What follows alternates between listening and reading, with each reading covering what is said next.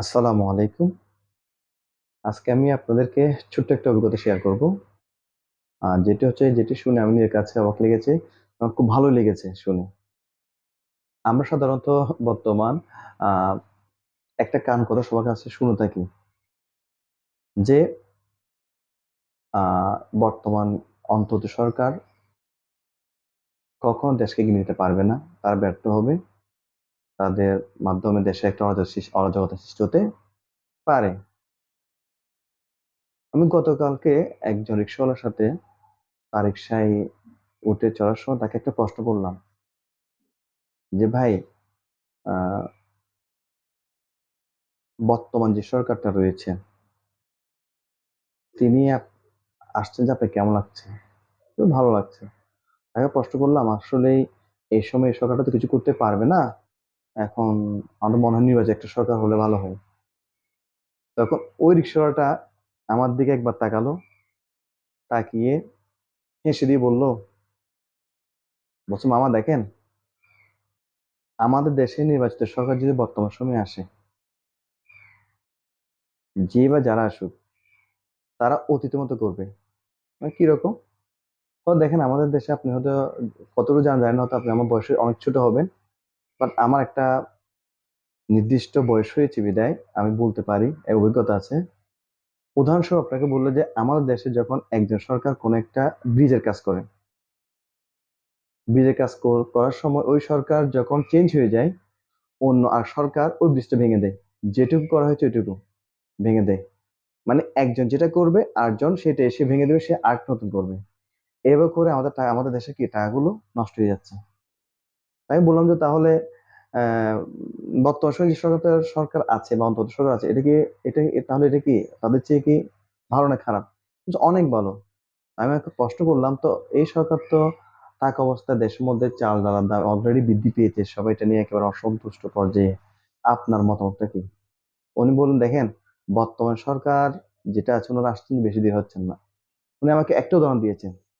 তো মামা দেখেন, আপনার যদি আহ শরীরে কোথাও যদি আঘাত পান, রক্ত বের হয়, তখন আপনি কি করবেন? আচ্ছা, আমি ডাক্তার কাছে যাব। তো ডাক্তার কাছে যাওয়ার পর কি করবেন? ডাক্তার আমাকে মেডিসিন দিবে। তো এরপর কি করবেন? তার বাড়িতে ফিরে আসবো। তারপর এরপর থেকে আপনি হাঁটা শুরু করবেন? আমি বললাম, না, যদি সুস্থ নয় কি হবে? তো উনি বলল, দেখেন, একজন সরকার ঠিক ঐরকমই। যিনি আঘাত পেয়ে তার রক্তক্ষরণ হয়েছে, সে এখন চিকিৎসার মধ্যে আছে।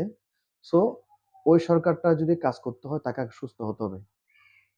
আমি শুনে তো ওনার কথাগুলো অবাক, খুব ভালো লাগলো। আমি বলছি, আসলে কথাটা বুঝি নাই।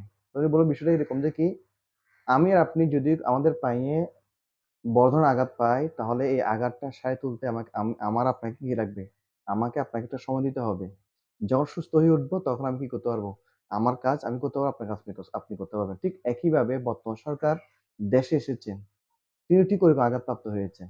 সো উনি ওনার কথাটা শুনে আমার কাছে অবাক লাগলো যে উনি বলছে কি, এই যে সরকারটা এসেছে উনি আসার সাথে, সাথে তো আর এটা আলাদা চেরাক না যে দেশকে চেঞ্জ করে ফেলবে। কোন সুযোগ নাই।